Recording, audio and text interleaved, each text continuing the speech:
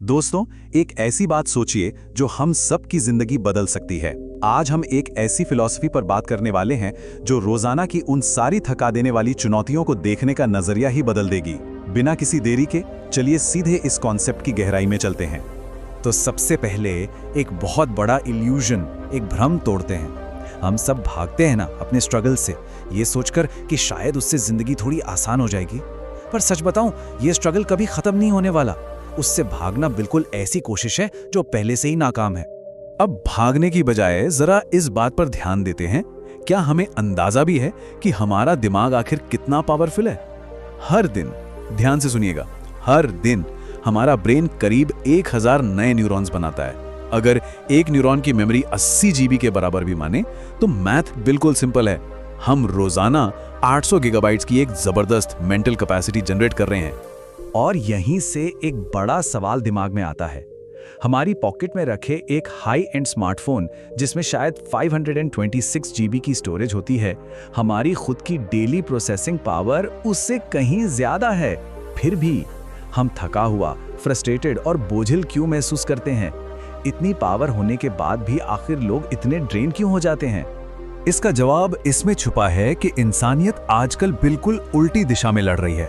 हम सब बाहर की रुकावटों को हटाने में, मेहनत से बचने में लगे हैं, जबकि असल लड़ाई तो अपने अंदरूनी शक्ति को, अपने इंटरनल स्ट्रेंथ को बढ़ाने की होनी चाहिए। जब हम अंदर से स्ट्रांग होंगे तो बाहर की बड़ी से बड़ी प्रॉब्लम बिल्कुल माइक्रोस्कोपिक, एकदम छोटी लगने लगेगी। तो अब बढ़ते हैं आगे और समझते हैं कि लोग अंदर से इतने कमजोर क्यों महसूस करते हैं। आखिर ये 800 जीबी की जो मैसिव एनर्जी है, ये हर दिन लीक कहाँ हो रही है? असल में हमारा दिमाग फालतू के डर, सामाजिक नाटकों और बेकार की बहस में इतना उलझ गया है कि सारी एनर्जी वहीं ड्रेन हो जाती है। जरा सोचिए, लोग आपस में जात पात और धर्म पर लड़ने और एक दूसरे पर गुस्सा निकालने में ही अपनी इस विशाल ब्रेन पावर को पूरी तरह से एग्जॉस्ट कर देते हैं। यहाँ एक बहुत ही न्यूट्रल और स्ट्रीट स्मार्ट ऑब्जर्वेशन देखने को मिलती है।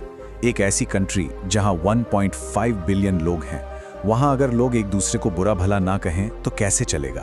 मतलब इतनी बड़ी आबादी में तकराव और बहस एक डिफॉल्ट आदत बन चुकी है। और सच मानिए, ये आदत हमारे दिमाग को बुरी तरह निचोड़ लेती है। अब इस दिमागी और शारीरिक थकान से बचे कैसे? एक बड़ा सिंपल और प्रैक्टिकल सॉल्यूशन है। पढ़ाई या काम करते वक्त लगातार कुर्सी पर बैठने की जगह लगभग 4 घंटे खड़े होकर काम करने की आदत डालिए। ये एक छोटा सा बदलाव शरीर को पूरी तरह से एक्टिव रखता है और नींद या आलस को आसपास भी नहीं भटकने देता। चलिए अब उस रहस्य पर से पर्दा उठाते हैं जो इंसानी बर्ताव को चला रहा है। लोग वैसा बिहेव क्यों करते हैं जैसा वो करते हैं?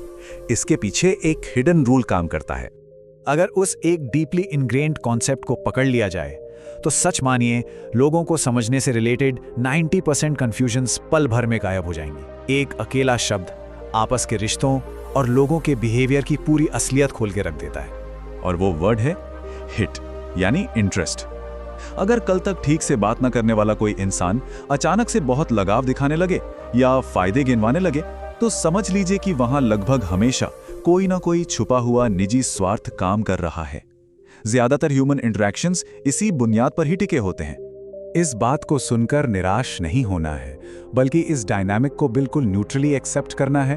कौन किसे बेवकूफ बना रहा है, इस नाटक में उलझने के बजाय उन इंटरैक्शंस को नॉर्मल तरीके से हैंडल कीजिए और लगातार अपने निजी लक्ष्यों की तरफ आगे बढ़ते रहिए। लेकिन क्या सब कुछ सिर्फ स्वार्थ पर टिका है? नहीं, एक बहुत बड़ा एक्सेप्शन भी है, और वो हमें ले जाता है आशीर्वाद की उस अनसीन ताकत की तरफ जो बिना किसी स्वार्थ के काम करती है।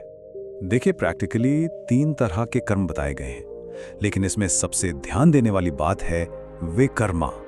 ये वो सेल्फलेस एक्शन है जो उन जागरूक लोगों द्वारा किया जाता है जिनकी अब खुद के लिए कोई इच्छा या लालच बचा ही नहीं है। असल में संत और महात्मा ऐसे ही ऑपरेट करते हैं। जब वो बिना किसी स्वार्थ के काम करते हैं तो उनके अंदर पॉजिटिव एनर्जी का एक भारी भंडार जमा हो जाता है, और इसी जमा की हुई ऊर्जा को वो दूसरों को गिफ्ट कर देते हैं, बिल्कुल एक आशीर्वाद की तरह, जैसे किसी बीमार को अपने टच से ही ठीक कर देना। अब रोजमर्रा की जिंदगी में इसका क्या मतलब है? इसका सीधा सा मतलब है कि जिंदगी की रेस में भागते हुए अगर कभी किसी दोस्त के बीमार पिता को हॉस्पिटल लेकर जाना पड़े तो वो जरूर करना चाहिए, क्योंकि बेसिक इंसानियत दिखाकर जो दुआ हम कमाते हैं ना, वो किसी भी पर्सनल एम्बिशन से हजारों गुना बड़ी ताकत होती है। अब चलते हैं एक बिल्कुल अलग लेकिन उतने ही जरूरी पहलू पर। ये यूथ वाली जो विस्फोटक और एक्सप्लोसिव एनर्जी होती है, आखिर उसे कैसे डिकोड और मैनेज किया जाए? अगर एक बच्चे के बड़े होने का टाइमलाइन देखें तो बड़ा इंटरेस्टिंग पैटर्न नजर आएगा। जैसे हिस्ट्री में 1763 के आसपास अमेरिका एक विद्रोही टीनेजर की तरह बिहेव कर रहा था, ठीक वैसे ही इंसान भी नेचुरली अथॉरिटी को चैलेंज करने के लिए डेवलप होता है। नर्सरी के प्यारे सवालों से लेकर 12th क्लास की उस विद्रोही ऊर्जा तक ये एक पूरा नेचुरल सफर है। आपने 12th क्लास के कुछ लड़कों को देखा होगा ना, खड़ा हुआ कॉलर, एग्रेसिव बॉडी लैंग्वेज और हर वक्त लड़ने को तैयार। ये असल में सिर्फ बायोलॉजी का खेल है। ये टेस्टोस्टेरॉन्स का वो उबलता हुआ सर्ज है जिससे इस नई पैदा हुई एनर्जी को डांट दपट की नहीं बल्कि एक बहुत ही सही चैनलाइजिंग की जरूरत होती है। और यही काम आती है एक स्मार्ट पेरेंट या मेंटर की बहुत ही इफेक्टिव स्ट्रैटेजी।